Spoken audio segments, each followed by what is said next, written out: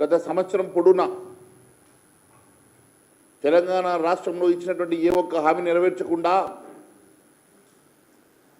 వందలాది హామీలను ఇప్పుడు ఎన్నికల ముందు గుప్పించి హామీను నెరవేర్చకుండా ప్రజల్ని మోసం చేసినటువంటి కాంగ్రెస్ పార్టీ కనీసం ఈ కొత్త సంవత్సరమైన మనసు మార్చుకొని ఇచ్చిన హామీలను గుర్తు తెచ్చుకొని పేద అట్టడుగు బడుగు బలైన వర్గాలకు రైతన్నులకు ఇచ్చినటువంటి హామీలను నెరవేర్చాలని మహిళలకు ఇచ్చిన హామీలను నెరవేర్చాలని ప్రజలు కోరుకుంటున్నారు.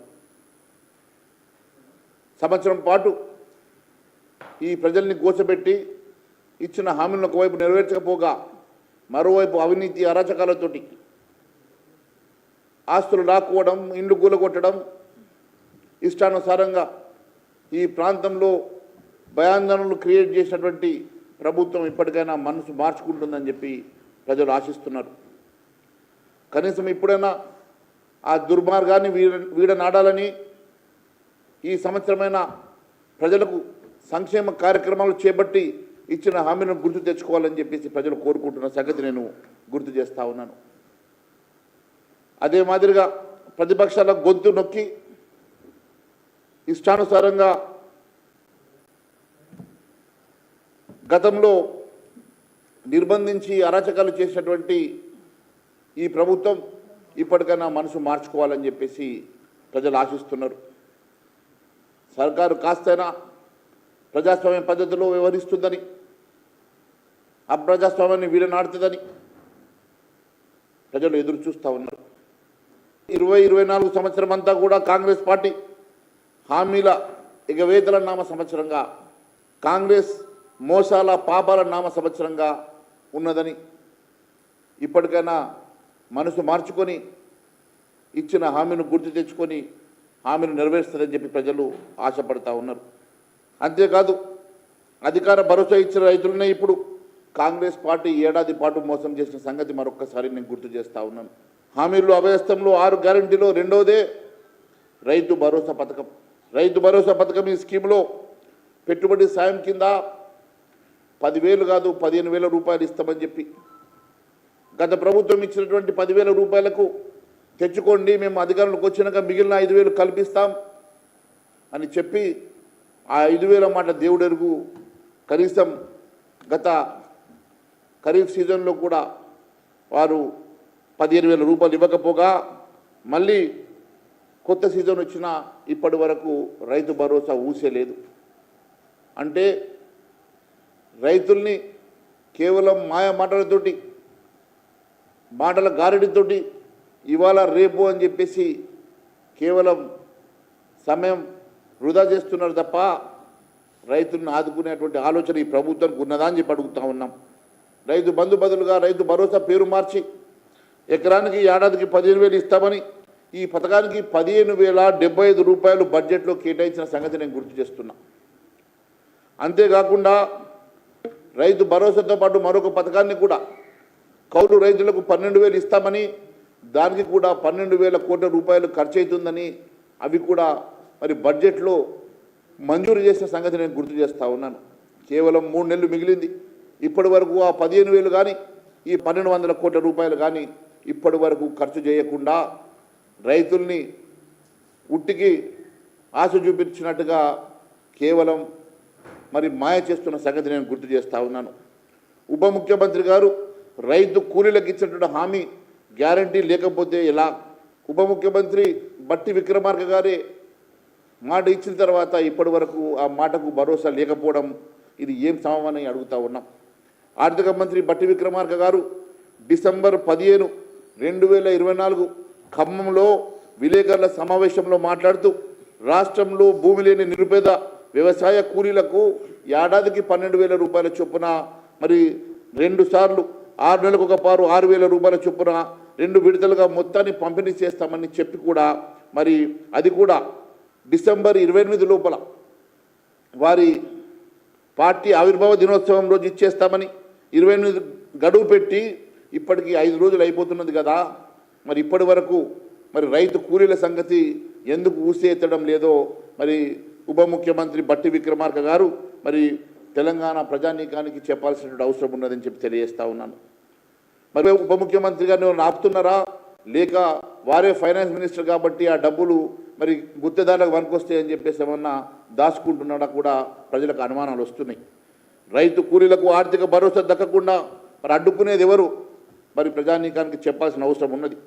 రైతు కూలీలకు ఆర్థిక సాయం కింద 900 కోట్ల రూపాయలు ఆల్రెడీ కేటాయించినట్టుగా రెవెన్యూ మంత్రి పొంగులేటి శ్రీనివాసరెడ్డి గారు మరి మొత్తం 15 లక్షల మందికి మేము ఇస్తున్నట్టుగా ప్రకటించినావు కదా. మరి 15 లక్షల మంది రైతు కూలీలకు మరి ఏమన్నా పంపిణీ చేశారా? లేకుంటే కేవలం మీరు మాటల గారెడిగా మీరు ఇచ్చిన స్టేట్మెంట్ పేపర్లకే పరిమితమైనయా? మరి ఈ నెల 23వ తారీఖు రెవెన్యూ మంత్రి పొంగులేటి శ్రీనివాసరెడ్డి చెప్పినటువంటి లెక్కలు ఏమైనాయో ఒకసారి మేము మీ ద్వారా అడుగుతా ఉన్నాం. మరి ఇద్దరు కీలక మంత్రులు రైతు కూలీలకు ఇస్తామని చెప్పినటువంటి డబ్బు సంగతి మరి కేవలం పేపర్ ప్రకటనలకే పరిమితమైనయా? నిజంగానే ఆ డబ్బు మరి పంపిణీ జరుగుతున్నదా? లేకుంటే మరి దాన్ని ఎవరు ఆపుతున్నారో మరి ప్రజానీకానికి చెప్పాల్సినటువంటి అవసరం ఉన్నది. మరి అంతేకాదు వారిని మన శక్తులు ఆపుతా ఉన్నాయా? లేకుంటే డిసెంబర్ 28వ తారీఖు ఇస్తామన్నటువంటి డబ్బులు ఎందుకు ఇవ్వలేకపోయినారో మరి ఖచ్చితంగా ప్రజానీకానికి చెప్పాల్సిన అవసరం ఉన్నదని తెలియజేస్తా ఉన్నాను. అదే మాదిరిగా ఒక సబ్ కమిటీ ఏర్పాటు చేశారు. మల్లు బట్టి విక్రమార్క గారు చైర్మన్గా, దుద్దిల్ల శ్రీధర్ బాబు గారు మంత్రి గారు ఒక మెంబర్గా, పొంగులేటి శ్రీనివాసరెడ్డి గారు ఒక మెంబర్గా, తుమ్మల నాగేశ్వరరావు మరొక మెంబర్గా ఒక కమిటీ ఏర్పాటు చేసి రైతు భరోసా కోసం విధి విధానాలను రూపకల్పన చేస్తామని, అదే మాదిరిగా 15 రోజుల లోపల ఈ కమిటీ నివేదిక ఇస్తుందని, వెంటనే రైతు భరోసా రైతాంగానికి ఇస్తామని చెప్పినటువంటి మరి ఈ సబ్ కమిటీ నివేదిక 5.5 నెలలు జరిగినా ఎందుకు ఆ సబ్ కమిటీ ఇంకా నివేదిక ఇవ్వడం లేదో మరి ప్రజానీకానికి చెప్పాల్సిన అవసరం ఉన్నది. కమిటీ 15 రోజుల్లోనే నివేదిక ఇస్తుందని చెప్పి వెంటనే మాకు డబ్బులు ఖాతాల్లో పడితే అని చెప్పి రైతులు ఎదురు చూస్తున్న సందర్భంగా ఇప్పటి వరకు మరి రాష్ట్ర మంత్రిమండలికి బట్టి విక్రమార్క గారు మరి వారి సబ్ కమిటీ ఎందుకు ఆ నివేదిక రూపకల్పన చేసి ఇవ్వలేకపోయిందో, మరి ఎందుకోసం మరి దాదాపుగా చాలా జిల్లాలు వాళ్ళు పర్యటన చేసిండ్రు, కానీ ఇప్పటి వరకు దానికి సంబంధించినటువంటి మరి విధి విధానాలు ఏందో ఇప్పటి వరకు మీరు ప్రజలకు చెప్పలేకపోయిందని మేము అడుగుతా ఉన్నాం. ఎల్లుండి జరిగేటువంటి క్యాబినెట్ మీటింగ్, 4వ తారీఖు సాయంత్రం జరిగేటువంటి క్యాబినెట్ మీటింగ్లో రైతు భరోసా స్కీమ్ అమలుకు నిర్ణయం తీసుకోవాలని చెప్పి భారతీయ జనతా పార్టీ డిమాండ్ చేస్తూ ఉన్నది. ఎల్లుండి సాయంత్రం క్యాబినెట్ భేటీ ఉంది కదా, మరి ఈలోగా రైతు భరోసా సబ్ కమిటీ తన నివేదికను మరి సబ్మిట్ చేయగలుగుతుందా? మరి దాని విధి విధానాలు రూపకల్పన చేసి మరి కమిటీకి మరి క్యాబినెట్కి సబ్మిట్ చేయగలుగుతుందో మరి తెలియజేయాల్సినటువంటి అవసరం ఉందని చెప్పి తెలియజేస్తూ ఉన్నాం. అంతేకాదు రైతులకు రైతు కూలీలకు ఇస్తామని చెప్పినటువంటి రైతు భరోసా కానీ రైతు కూలీలకు ఇస్తామన్నటువంటి సాయం కానీ 12,000 రూపాయల సాయం కానీ మరి ఎప్పటి లోపల ఇస్తారో రేపు మీరు క్యాబినెట్ నిర్ణయంలో మరి ఖచ్చితంగా తేల్చాలని చెప్పి మేము అడుగుతూ ఉన్నాం. ఖరీఫ్ అయిపోయింది, ఖరీఫ్లో ఇవ్వలేదు, రబీ సీజన్ కూడా అయిపోతూ ఉన్నది, పెట్టుబడి సాయం కింద ఇస్తామన్నటువంటి డబ్బు ఇవ్వలేకపోతున్నారు. ఈ 2 సీజన్లు కలిపి ఒకేసారి మరి ఇస్తారా? మరి రేపు క్యాబినెట్లో డిసిషన్ తీసుకోవాల్సిన అవసరం ఉన్నది. గతంలో మీరు మోసం చేసి ముంచేసిన 5,000 రూపాయల సంగతి దేవుడెరుగు. కనీసం రబీ ఖరీఫ్ సీజన్లో ఇవ్వాల్సినటువంటి 7,500, 7,500, 15,000 రూపాయల చొప్పున ఎకరానికి ఖచ్చితంగా ఎప్పటి లోపల ఇస్తారో రేపు సబ్ కమిటీ రేపు క్యాబినెట్లో నిర్ణయం తీసుకోవాల్సిందిగా భారతీయ జనతా పార్టీ తరఫున మేము డిమాండ్ చేస్తూ ఉన్నాం. ఎందుకంటే దాదాపుగా గత ప్రభుత్వం మీరు ఒకసారి లెక్కలు తీసుకుంటే 1,69 లక్షల మంది రైతులకు, గత ప్రభుత్వం 69 లక్షల మంది రైతులకు 1,53 లక్షల ఎకరాలకు దాదాపు ఏటా 15,000 కోట్లకు పైగా రైతుల ఖాతాలో జమ అయ్యేటివి. ఒకవేళ 10,000 రూపాయల చొప్పున మీరు ఇవ్వాలని అనుకుంటే 1,53 లక్షల ఎకరాలకు గాను 15,000 కోట్ల పైచీలకు డబ్బులు మరి ఖాతాలో పడేటివి. మరి మీరు పెంచినటువంటి 15,000 రూపాయల కాడికి మీరు ఎకరానికి ఇవ్వాలంటే మరి ఒక్క సీజన్కి గాను మరి దాదాపుగా 23,000 కోట్ల రూపాయలు మరి రైతు భరోసా కింద మీరు చెల్లించాలి. మరి మీరు బడ్జెట్కి అలొకేషన్ మాత్రం 15,000 కోట్లే చేశారు. 2 సీజన్లకు గాను మరి దాదాపు 46,000 కోట్ల రూపాయలు మీరు రైతు భరోసా కింద చెల్లించాల్సినటువంటి బకాయి మరి రైతులకు ఉన్నది కదా ఈ ప్రభుత్వం. మరి ఎందుకు ఇప్పటి వరకు దాని మీద నిర్ణయం తీసుకోలేకపోతా ఉన్నారు? ఈ 2 సీజన్లు కలిపి 46,000 కోట్ల రూపాయల మరి రైతు భరోసా కింద ఎప్పటి లోపల ఇస్తారో మరి తెలియజేయాల్సిన అవసరం ఉన్నది. అదే కాకుండా మీరు ఇస్తామని చెప్పినటువంటి మరి 12,000 రూపాయలు రైతు కూలీలకు కూడా ఎప్పటి లోపల చెల్లిస్తారో కూడా తెలియజేయాల్సిన అవసరం ఉన్నది. సంక్రాంతి లోపల అందజేస్తామని చెప్పినటువంటి రైతు భరోసా ఖచ్చితంగా 2 సీజన్లకు కలిపి రబీ ఖరీఫ్ కలిపి రైతుల ఖాతాల్లో మీరు వేయాల్సిందిగా భారతీయ జనతా పార్టీ డిమాండ్ చేస్తూ ఉన్నది. అంతేకాకుండా రైతు కూలీలకు మీరు ఇస్తామని చెప్పినటువంటి మరి దాదాపుగా 1,200 కోట్ల రూపాయలు ఏదైతే మీరు బడ్జెట్ అలొకేట్ చేశారో మరి అది కూడా వెంటనే సంక్రాంతి లోపల డిస్బర్స్మెంట్ చేయాలని చెప్పేసి భారతీయ జనతా పార్టీ మరి కోరుతూ ఉన్నది. అంతేకాకుండా ఖరీఫ్ సీజన్ దాటి రబీ మొదలై రబీ కూడా ఇప్పుడు పెట్టుబడులు అయిపోయే సమయం వస్తూ ఉన్నా కూడా మీరు ఇప్పటి వరకు దాని మీద మరి ఎకరానికి 15,000 రూపాయలు ఇస్తామని చెప్పినటువంటి డబ్బు మరి క్యాబినెట్లో నిర్ణయం తీసుకొని ఎప్పటిలోకాలు ఇస్తారో కూడా మరి తెలియాల్సిన అవసరం ఉన్నది. అంతేకాకుండా కౌలు రైతులకు కాంగ్రెస్ మొండి చేతి ఇవ్వకుండా తుమ్మల నాగేశ్వరరావు గారు మొన్న ఢిల్లీ వెళ్ళినప్పుడు తుమ్మల నాగేశ్వరరావు గారు చెప్పారు, కౌలు రైతులకు మేము ఇస్తామని చెప్పినటువంటి 12,000 రూపాయలు ఇవ్వలేమని చెప్పేసి మరి సెప్టెంబర్ 19వ తారీఖు రోజు తుమ్మల నాగేశ్వరరావు చెప్పిన సంగతిని గుర్తు చేస్తూ ఉన్నాను. వారు ఢిల్లీలో మీడియాతో మాట్లాడుకుంటూ రైతు భరోసాపై కౌలు రైతు భూ యజమానులు ఇద్దరు కలిసి మాట్లాడుకోవాలన్నట. అయ్యా తుమ్మల నాగేశ్వరరావు గారు, మీకు తెలుసో లేదో బహుశా అప్పుడు మీరు కాంగ్రెస్ పార్టీలో లేనట్టున్నారు. గత కాంగ్రెస్ ప్రభుత్వంలోనే ల్యాండ్ లైసెన్స్డ్ కల్టివేటర్స్ యాక్ట్ 2011 చట్టం ఉన్నది. రైతు కూలీలను వారి హక్కుల్ని కాపాడడానికి ఆ రోజు మరి ల్యాండ్ లైసెన్స్డ్ కల్టివేటర్స్ యాక్ట్ 2011 తీసుకొచ్చారు కదా. మరి దాని ప్రకారం మీరు వాళ్ళకి ఐడెంటిటీ కార్డు ఇవ్వచ్చు కదా, మరి ఐడెంటిటీ కార్డ్స్ ఇచ్చి వాళ్ళని ఐడెంటిఫై చేయొచ్చు కదా. మరి ఈరోజు రైతు కూలీలని యజమానితో మాట్లాడుకోమంటే యజమానితో రైతు కూలీ ఏం మాట్లాడతాడు? తెలంగాణలో వ్యవసాయానికి కౌలు రైతు వెళ్తే కనీసం కాగితం కూడా రాసివ్వరు.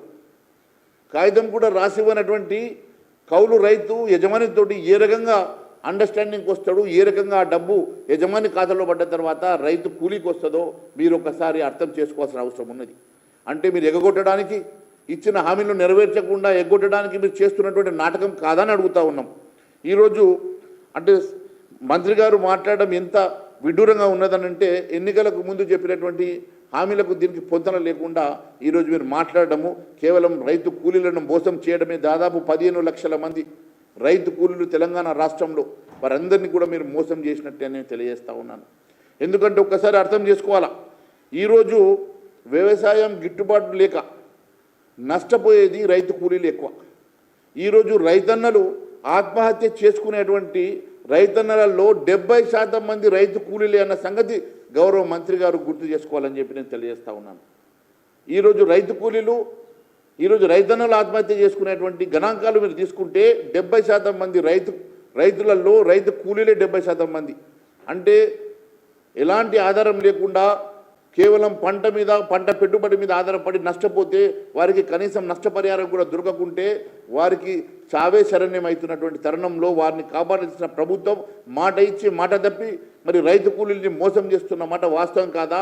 ముందు వారిని ఐడెంటిఫై చేసి వారికి ఒక ఐడెంటిటీ కార్డు ఇచ్చి వారిని ముందే మనము మరి వారికి ఇవ్వాల్సినటువంటి 12,000 రూపాయలు ఇచ్చి వారిని ఆదుకోవాలని చెప్పేసి మేము కోరుతూ ఉన్నాం. అంతేకాకుండా రైతు కూలీలకు కాంగ్రెస్ పార్టీ ఇచ్చిన మాట ప్రకారం దాదాపుగా మరి 2 సీజన్లు కలిపి 1,53,00,000 ఎకరాలకు గాను మీరు ఇవ్వాల్సినటువంటి మరి 23,000 కోట్ల రూపాయలకు గాను, అదే కాకుండా రైతు కూలీలకు ఇవ్వాల్సినటువంటి డబ్బులు మొత్తం కలిపి ఈ నెలలో దాదాపు 35,000 కోట్ల రూపాయలు మీరు రైతన్నలకు ఈ నెలలో బకాయి ఉన్నారు. అది రేపు క్యాబినెట్లో మీరు నిర్ణయం తీసుకొని రైతు కూలీలకు మీరు వెంటనే న్యాయం కల్పించాలని చెప్పేసి భారతీయ జనతా పార్టీ డిమాండ్ చేస్తూ ఉన్నది. అంతేకాకుండా దాదాపు 1.5 కోటి మంది రైతాంగాన్ని మోసం చేసేటువంటి కాంగ్రెస్ ప్రభుత్వం ఈరోజు దాదాపు 15 లక్షల మంది కౌలు రైతులు, అదే మాదిరిగా ఉపాధి హామీ పథకానికి కూడా మీరు ఉపాధి హామీ కూలీలకు కూడా మీరు ఇస్తామన్నటువంటి 12,000 రూపాయల సంగతి కూడా ఒకసారి మేము గుర్తు చేస్తూ ఉన్నాం. ఉపాధి హామీలో కూలీలందరికీ కూడా సంవత్సరానికి 12,000 రూపాయలు మీరు వారి ఖాతాలో వేస్తామని చెప్పి గౌరవ ముఖ్యమంత్రి గారు మర్చిపోయినట్టున్నారు. మరి రేపు క్యాబినెట్ మీటింగ్లో మేము గుర్తు చేస్తూ ఉన్నాం. దయచేసి క్యాబినెట్ మీటింగ్ ఎజెండాలో పెట్టి మరి మీరు ఇస్తామన్న ఉపాధి హామీ కూలీలకు 12,000 రూపాయల చొప్పున ఖచ్చితంగా వారందరికీ కూడా మీరు ఇవ్వాలని చెప్పేసి మేము డిమాండ్ చేస్తూ ఉన్నాం. దాదాపు ఇవన్నీ ఒకవైపు ఉంటే ముఖ్యంగా ఈ రాష్ట్రంలో ఈ ప్రభుత్వం వచ్చిన 1 సంవత్సరం గడువు లోపల చేసినటువంటి అప్పు 1,38,000 కోట్ల రూపాయలు. 1,38,117 కోట్ల రూపాయలు అప్పు తీసుకొచ్చింది ప్రభుత్వం. అంటే ఈ ప్రభుత్వం అధికారంలోకి వచ్చి ఈ రోజుకి 390 రోజులు. 390 రోజుల్లో 1,38,117 కోట్ల రూపాయలు అప్పు తీసుకొచ్చిందంటే ప్రతిరోజు ఈ సర్కారు 354 కోట్ల రూపాయలు అప్పు చేస్తున్నది. ఈ సర్కారు ప్రతిరోజు 354 కోట్ల రూపాయలు అప్పు చేస్తున్నది. అంటే గంటకు 14,75,00,000 అంటే దాదాపు ప్రతి గంట 15 కోట్ల అప్పు చేస్తున్నది ఈ ప్రభుత్వం. ఈ ప్రభుత్వం గంటకు 15 కోట్ల రూపాయలు అప్పు చేస్తూ ఈరోజు ఈ రాష్ట్రంలో ఏ ఒక్క సంక్షేమ కార్యక్రమం నెరవేరుస్తలేదు. రైతులను మోసం చేసింది, రైతు కూలీలను మోసం చేసింది, ఉపాధి హామీ రైతుల్ని మోసం చేసింది, మహిళల్ని మోసం చేసింది, నిరుద్యోగ యువతను మోసం చేసింది. ఈ ప్రాంతంలో ఉన్న ప్రతి ఒక్క వ్యక్తిని మాట ఇచ్చి మోసం చేసిన ఈ ప్రభుత్వం ఈరోజు మోసపూరిత ప్రభుత్వం కాదని అడుగుతున్నా. మరి ఒకవైపు 1,38,117 కోట్లు ఎఫ్ఆర్బిఎం పరిధిని దాటి ఆ పరిధిని తప్పించుకొని రకరకాల వేషాలు వేస్తూ మీరు ఎఫ్ఆర్బిఎం పరిధిని దాటవేస్తూ ఈరోజు కేంద్ర ప్రభుత్వాన్ని సైతం మోసం చేస్తూ మీరు తీసుకొచ్చిన 1,38,117 కోట్లే కాకుండా మొన్ననే నేను అసెంబ్లీలో మాట్లాడినట్టుగా దాదాపు 30,000 కోట్ల రూపాయల 400 ఎకరాల భూమిని తాకట్టు పెట్టి మొన్ననే 10,000 కోట్ల రూపాయలు అదనంగా అప్పు తీసుకొచ్చిన సంగతి నేను గుర్తు చేస్తూ ఉన్నాను. అంతేకాకుండా ఇంకా 30,000 కోట్ల రూపాయలు అప్పు తీసుకురావడానికి ప్రణాళికలు సిద్ధం చేసుకున్న మాట వాస్తవం కాదా అని అడుగుతున్నా. ప్రతి మంగళవారం 2,500 కోట్ల రూపాయలు ఓపెన్ ఆక్షన్లో బాండ్ల విక్రయం చేసి ఇంకా 30,000 కోట్ల అప్పు తీసుకొచ్చే ప్రయత్నం చేస్తున్నమాట వాస్తవం కాదని అడుగుతున్నా. ఇన్ని రకాలుగా ఈ రాష్ట్రాన్ని అప్పుల పాలు చేసి అప్పుల కుప్పలు పెంచి మీరు ఈ రాష్ట్రంలో ఏ ఒక్క సంక్షేమ కార్యక్రమాన్ని కూడా నిర్వహించలేని దుస్థితిలో ఈ రాష్ట్ర ప్రభుత్వం ఉన్నదంటే ఎంతటి దుస్థితి రాష్ట్రంలో నెలకొన్నదో ఒక్కసారి మీ ద్వారా నేను ప్రజానీకానికి తెలియజేస్తా ఉన్నాను. ఈరోజు మరి మన బడ్జెట్ అమౌంట్ కాదు, బడ్జెట్ అలొకేట్ చేసిన అమౌంట్ కాదు, అప్పు తెచ్చిన 1,38,117 కోట్ల రూపాయల అప్పులో కూడా ఇప్పటి వరకు మీరు కేవలం 20,000 కోట్ల రూపాయల రుణమాఫీకి తప్ప ఏ ఒక్క చిల్లి గవ్వ కూడా రైతుల కోసం, రైతాంగం కోసం, రైతు కూలీల కోసం, ఉపాధి హామీ రైతుల కోసం, మహిళల కోసం లేక నిరుద్యోగ యువత కోసం ఖర్చు పెట్టిందని అడుగుతున్నా. ఆ రుణమాఫీ కూడా ఈరోజు కేవలం 60 నుంచి 65% ఇవ్వగలిగినాం. ఇంకా దాదాపుగా 35% రుణం ఇవ్వాల్సి ఉందని చెప్పి స్వయంగా వ్యవసాయ శాఖ మంత్రి గారు తుమ్మల నాగేశ్వర గారు చెప్పిన మాట నేను గుర్తు చేస్తూ ఉన్నాను. అంటే ఈ రాష్ట్రంలో దాదాపుగా ఇంకా 35% రుణం ఇంకా మాఫీ కావాల్సి ఉండగా రుణమాఫీ పూర్తిగా చేయలేకపోయారు. ఇప్పటి వరకు రైతులకు ఇస్తామని చెప్పినటువంటి ఏ ఒక్క హామీని నెరవేర్చలేకపోయారు. పూర్తిగా అన్ని వర్గాలను మోసం చేసినటువంటి ప్రభుత్వం కనీసం నూతన సంవత్సరంలో మొదటి క్యాబినెట్ మీటింగ్లోనైనా ఇవన్నీ కూడా పరిగణలోకి తీసుకొని న్యాయం చేస్తారని చెప్పి మేము భావిస్తూ ఉన్నాం. ప్రజలు ఆశగా ఎదురు చూస్తున్న సంగతి నేను గుర్తు చేస్తూ ఉన్నాను. అంతేకాదు మరి ఆ 20,000 కోట్లు పక్కన పెడితే మరి మిగిలిన 1,18,000 కోట్ల రూపాయలు దేనికోసం ఖర్చు చేశారో ఒక్కసారి ప్రజానీకం చెప్పాలని కోరుతా ఉన్నాం. కేవలం గుత్తేదారుల బిల్లుల కోసం, కమిషన్ల కోసం మాత్రమే ఖర్చు చేస్తున్నారా? గుత్తేదారుల బిల్లులకు వచ్చే కమిషన్లకు ఆశపడి డైవర్ట్ చేస్తూ ఉన్నారా? అదే పాపం చిన్నకారు సన్నకారు చిన్న చిన్న గుత్తేదారులు గ్రామంలో సర్పంచ్ స్థాయి వాళ్ళు గ్రామ అభివృద్ధి కోసం 10,000 10 లక్షలు 5 లక్షల రూపాయలతో చేసినటువంటి చిన్న చిన్న పనులకు బిల్లులు చెల్లించడానికి మీకు చేతులు రావడం లేదు. ఎందుకంటే వాళ్ళ దగ్గర కమిషన్ తీసుకోలేరు కాబట్టి. బడా గుత్తేదారులకు వేల కోట్ల రూపాయలు బిల్లులు చెల్లిస్తూ ఈరోజు మీ కమిషన్ల కక్కుర్తితోటి వేల కోట్ల రూపాయలు మీరు సంపాదన కోసం మీ కమిషన్ల కోసం మాత్రమే ఈ రాష్ట్రంలో గుత్తేదారుల బిల్లులకు మాత్రమే మీరు అప్పులు తెచ్చి కడుతున్నారు తప్ప ఇక్కడ ఉన్నటువంటి అభివృద్ధి కార్యక్రమం కోసం సంక్షేమ కార్యక్రమం కోసం మీరు ఇచ్చిన మాటల హామీల కోసం మీరు ఇచ్చినటువంటి మరి చిన్న సర్పంచులకు ఇవ్వాల్సిన బిల్లుల చెల్లింపుల కోసం గ్రామీణ ప్రాంతంలో ఇవ్వాల్సినటువంటి చెల్లింపుల కోసం మాత్రం ₹1 ఖర్చు చేయడానికి చేతులు రావడం లేదు. ఈ రకంగా తెలంగాణ ప్రజానీకాన్ని పూర్తిగా మోసం చేస్తున్నటువంటి ఈ ప్రభుత్వం వెంటనే ఇప్పటికన్నా కొత్త సంవత్సరంలో మనసు మార్చుకొని మీ మొదటి క్యాబినెట్ మీటింగ్లో మీరు ఇవన్నీ కూడా ప్రజా సంక్షేమ కార్యక్రమాల కోసం ఎజెండాగా పెట్టుకొని ఇప్పటికన్నా మనసు మార్చుకొని మీరు అనుకున్న ప్రజాపాలన వైపు నడవాలని చెప్పి ప్రజలు ఎదురు చూస్తూ ఉన్నారు. నేను ఒకటే అడుగుతా ఉన్నాను, గెలిపించిన రైతుల్ని మీరు దగా చేశారు కదా. ఏ రైతుల ఓట్లతోటైతే మీరు గెలిచారో, ఏ రైతుల ఓట్లతోటైతే మీరు గద్దెనెక్కారో ఆ రైతులను విస్మరించడం మంచిది కాదు అని తెలియజేస్తా ఉన్నాను. ఎందుకంటే రైతులు ఉన్నటువంటి గ్రామాలలో రైతులు ఉన్నటువంటి నియోజకవర్గాల్లోనే కాంగ్రెస్ పార్టీ గెలిచింది. అదే రైతులు లేని హైదరాబాద్ చుట్టుపక్కల ఉన్న 24 నియోజకవర్గాల్లో ఏ ఒక్క సీటు కూడా మీరు గెలవలేదు. రైతులు లేని హైదరాబాద్ చుట్టుపక్కల 24 నియోజకవర్గాల్లో ఒక్క సీటు కూడా గెలవలేదు. మీరు గెలిచిన ప్రతి సీటు కూడా మీరు ఇచ్చిన రైతులకు ఇచ్చిన హామీలు నెరవేరుస్తారన్న ఆశతోటే రైతులు మీకు ఓటేసి గెలిపించారు. మీరు రైతులున్న చోట మాత్రమే గెలిచి ఈరోజు అదే రైతులకు పంగనామాలు పెట్టి అదే రైతుల్ని మోసం చేసిన సంగతి నేను ఈరోజు గుర్తు చేస్తూ ఉన్నాను. ఇది ప్రజాపాలన కాదు, మోసాల పాలన ప్రజలు అనుకుంటున్నారు. ఇది ప్రజాపాలన కాదు, ఇది అరాచక పాలన అని చెప్పి ప్రజలు అనుకుంటా ఉన్నారు. మీరు దయచేసి ఇప్పటికన్నా కొత్త సంవత్సరంలో మనసు మార్చుకోవాల్సిందిగా మేము తెలియజేస్తూ ఉన్నాం. అంతేకాకుండా కాంగ్రెస్ను ఆదుకున్న మహిళల్ని కూడా మహాలక్ష్మి స్కీమ్ ద్వారా వారికి న్యాయం చేస్తామని చెప్పినటువంటి ఈ ప్రభుత్వం ఇప్పటి వరకు వారికి న్యాయం చేయలేదు కదా. ఇప్పటికన్నా మీ క్యాబినెట్ మీటింగ్లో మహాలక్ష్మి స్కీమ్ గురించి వెంటనే ఎజెండాలో పెట్టి వారికి ఈ నెల నుంచి మీరు ఇస్తామన్న 2,500 రూపాయలు వెంటనే అమలు చేయాలని చెప్పేసి భారతీయ జనతా పార్టీ డిమాండ్ చేస్తూ ఉన్నది. దానికి కావాల్సినటువంటి గైడ్లైన్స్ రూపొందించాలని చెప్పి మేము కోరుతా ఉన్నాం. మీరు ఇచ్చిన హామీల ప్రకారం మహాలక్ష్మి పథకంలో ఇచ్చినటువంటి ఆర్థిక సాయాన్ని 2,500 రూపాయలని వెంటనే మరి మహిళలకు ఇచ్చి దానికోసం కావాల్సిన ఏటా 14,000 కోట్లు అవసరమని అంచనా. కర్ణాటకలో మొన్ననే 17,500 కోట్లు కేటాయించినట్టుగా మీరు కూడా రేపు క్యాబినెట్ మీటింగ్లో మహిళల కోసం 14,000 కోట్ల రూపాయలు కేటాయించి వెంటనే మహిళలకు న్యాయం చేయాలి, మహాలక్ష్మి పథకాన్ని మీరు అమలు చేయాలని చెప్పేసి భారతీయ జనతా పార్టీ డిమాండ్ చేస్తూ ఉంది. చేయూత పెన్షన్ కూడా మొత్తం పెంచడంపై క్యాబినెట్ నిర్ణయం తీసుకోవాలి.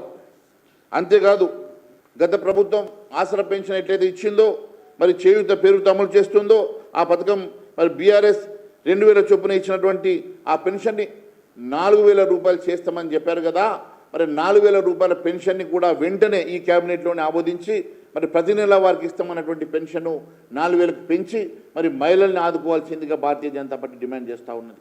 దయచేసి కొత్త సంవత్సరం మనసు మార్చుకొని గత సంవత్సరం చేసిన పాపాలని కడుక్కోమని, గత సంవత్సరం చేసిన మోసాలని కడుక్కోమని, గత సంవత్సరం మీరు ఇచ్చినటువంటి హామీలు నెరవేర్చలేనటువంటి దౌర్భాగ్య స్థితి నుంచి బయటపడి ఈ సంవత్సరం అన్న మనసు పెద్దది చేసుకొని మీరు ఇచ్చిన హామీలు నెరవేర్చడం కోసం మీరంతా కూడా ఈ సంవత్సరం కొత్త క్యాబినెట్లో నిర్ణయాలు తీసుకోవాల్సిందిగా నేను మీ అందరినీ కూడా మరి కోరుతా ఉన్నాం.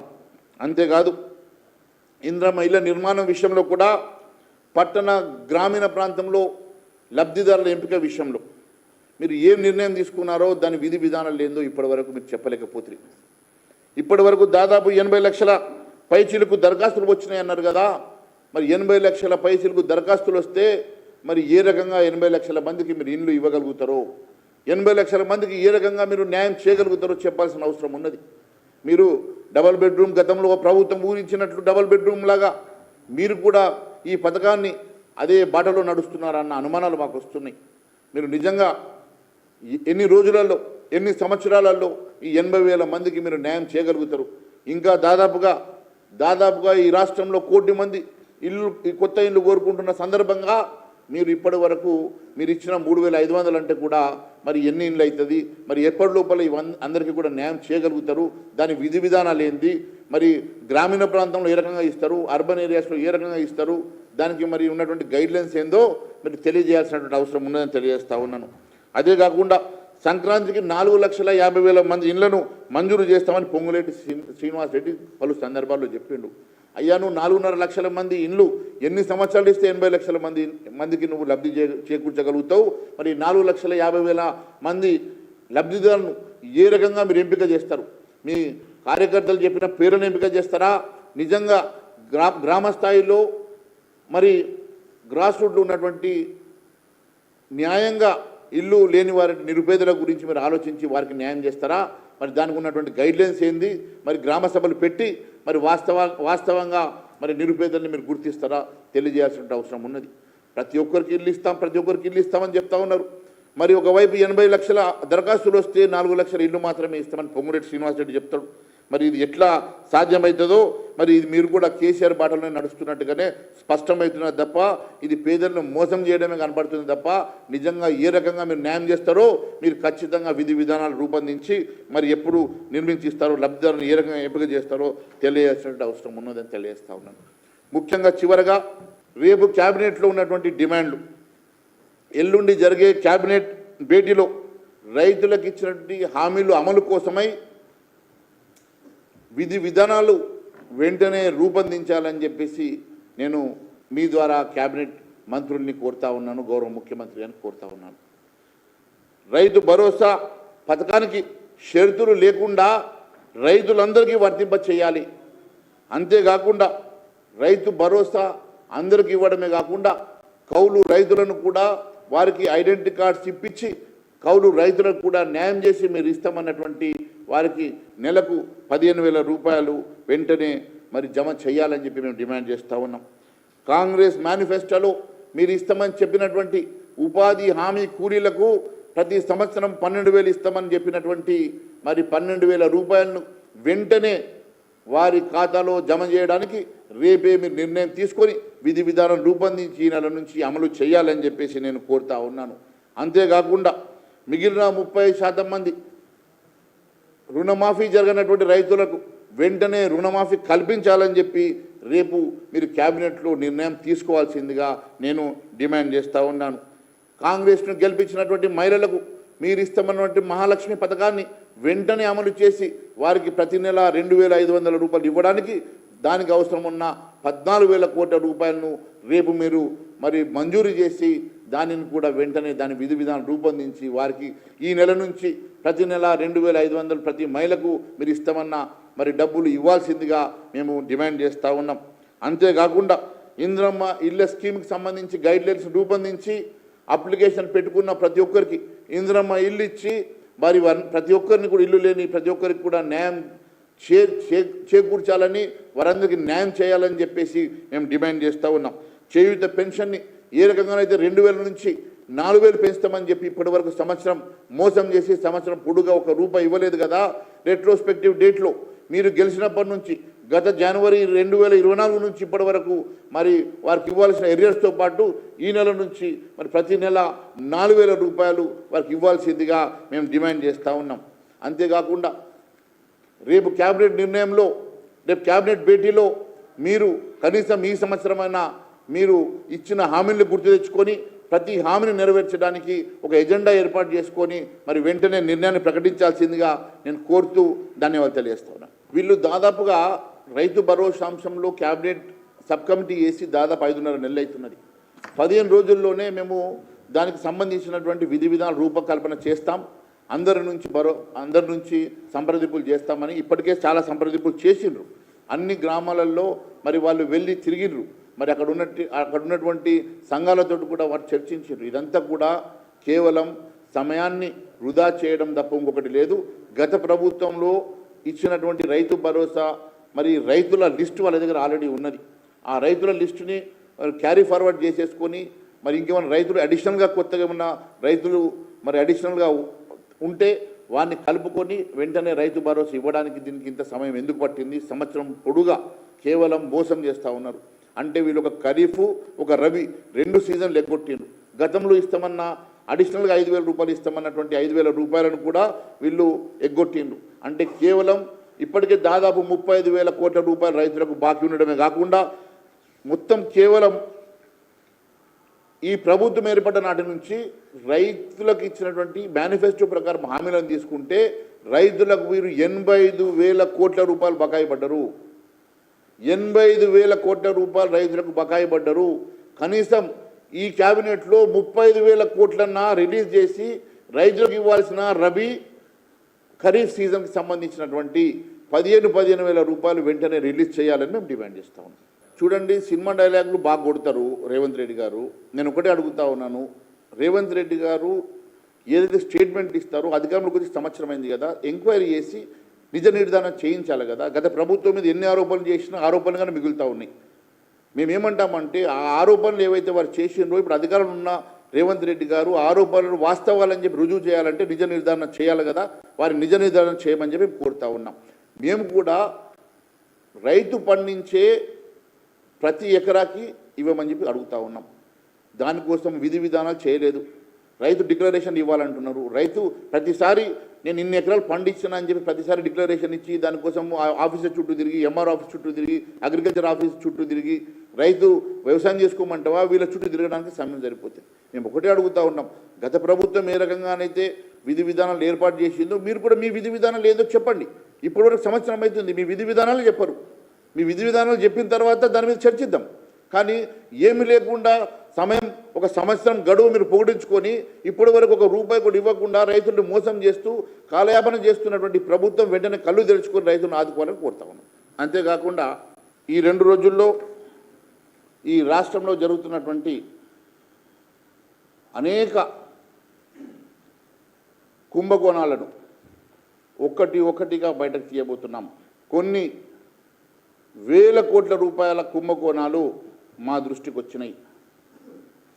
ఒక్కటిగా ఈ కుంభకోణాలను రుజువులతో సహా బయటపెట్టబోతున్నాం. ఖచ్చితంగా ఈ రాష్ట్ర ప్రభుత్వంలో జరిగేటువంటి అవినీతి, మంత్రుల ఇన్వాల్వ్మెంట్తో సహా అన్ని రుజువులతో సహా బయటపెడతాం. ఖచ్చితంగా ఒకరొకరిని మరి ప్రతి వారం మీకు ఒక కొత్త కుంభకోణాన్ని మీ ద్వారా ప్రజల దృష్టికి తీసుకెళ్తాం. Thank you.